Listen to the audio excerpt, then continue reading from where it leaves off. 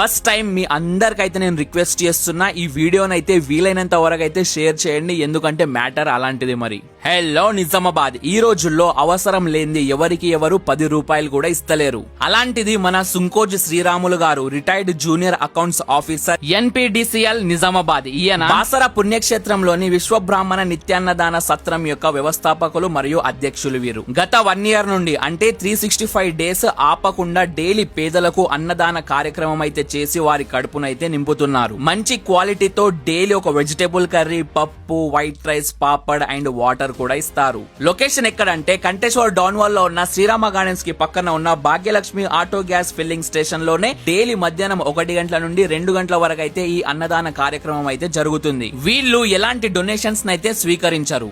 నా పేరు సుంకోజ్ శ్రీరాములు. అన్నదాన కార్యక్రమం ఎప్పటి నుండి పెడుతున్నారు? ఇక్కడైతే 300 రోజులు నేర్చు రోజు 100 మందికి పెడుతున్నా. నాకు సంకల్పం ఏంటంటే గరీబ్ వాళ్ళకు కడుపు నుండి అన్నం పెట్టాలనే ఉద్దేశం. మిమ్మల్ని చూసి ఇంకా చాలా మంది ఇన్స్పైర్ కావాలని కోరుకుంటున్నా సార్.